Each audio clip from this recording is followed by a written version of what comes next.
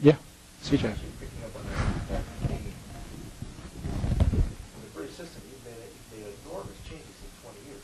Yeah. In terms of what's happened. That's true. What was it that the Blair government did sort of to be a catalyst for making that happen? Because that was, you could argue that that's as much as entrenched as we are here. Yes. It wasn't Tony Blair who made the change, it was Margaret Thatcher who made the change. Margaret Thatcher completely transformed the social structure of the United Kingdom. Totally changed it forever. And in many respects, Tony Blair is known, and there's a book, a very famous book, which is called Thatcher's Children. And it has Margaret Thatcher, Tony Blair, Gordon Brown. It was Margaret Thatcher who changed the culture of the country. And what Blair was able to do was then to harness that within a left of centre. I mean, the New Labour Party is not dissimilar to the Democrats, I think, in the US.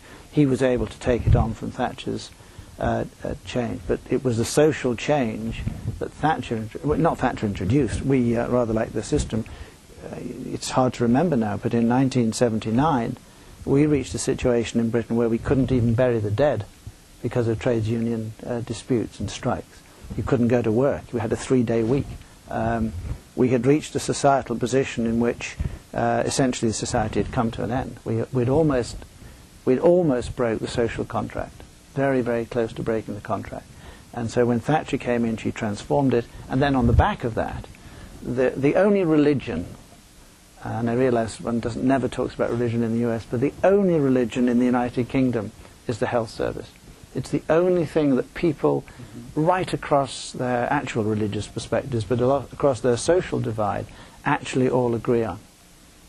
It's the one thing which has us almost a religious position. So it needed a societal change, and then it needed the political cloud to be able to do that change. A Conservative government can never touch the health service because it attacks fundamental beliefs of people who vote both Conservative and Labour. But a Labour government who created the health service, and the health service is very much the Labour's baby, the Labour government could make a change to the health service. And I think that's what prompted the change. But that there needed to be a change was also a very strong recognition. Other questions? Yeah, Trace. I think it's safe to say that one of the things that baffles us about your system is the waiting list issue. And I know one of the real drivers for the program has been to solve that issue. Recently, I think you approached 10 million bookings under the Choose and Book program, Yep. which is a real breakthrough. Is the perception that that problem is being addressed and Yeah. being solved? Yeah. When I took over my organisation on the 1st of October, we had 50,000 patients who had been seen in the clinic, and the records had got lost as to where they were going to be seen.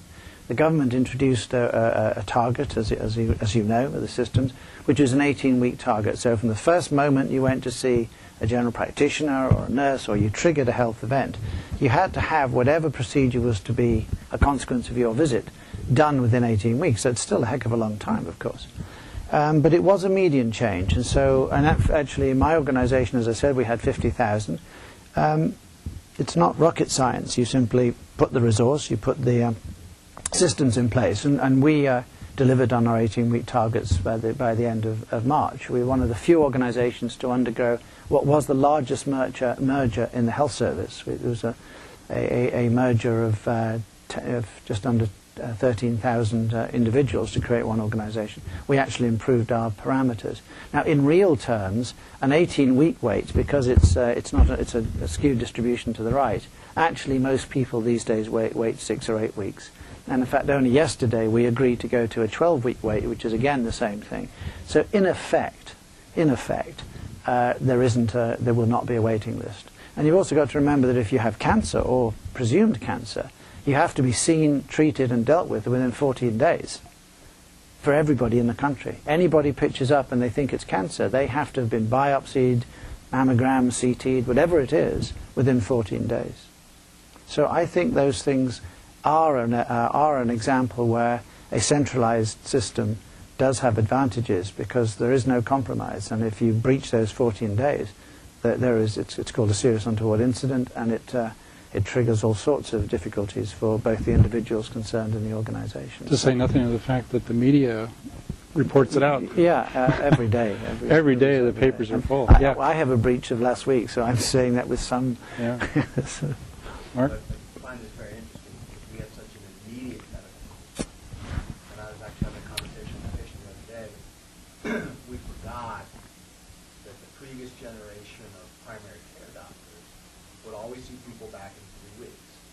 3 weeks was because 95% of symptoms go away. Right? And so most things resolve themselves without needing Yes. CAT scan or an MRI. And, some delay for non-emergent problems might not be a bad thing. Yeah. Which would make climatic from two different things. I think the downside, of course, is that breast cancer doesn't go away and strokes don't go away. But I think somewhere in between, as you say, might be the way forward. That's not to say that there is, we have the must do and then the ending up with the can do. We very much have a can do culture, and certainly my children's generation would not be prepared to come back in 3 weeks' time and see somebody when they're graciously seen in 2 weeks. So I think that cultural shift is occurring. The big battle for us at the moment is that the primary care physicians, who have always been the darlings of the system, they've always politically played their cards extremely well. They've always been highly popular, particularly amongst the politicians because they're cheap. They've made a serious political mistake, which I think will have ramifications in the US, because it will reduce the favour in government about the GPs. But basically they paid themselves. They had a very, very powerful trades union, and they got a 25% increase in salaries. They went down to a 35-hour week, believe it or not. And guess what? You can't get to see your general practitioner. They're no better trained than they were beforehand, and not a single one of them earns less than $200,000 a year. Less than.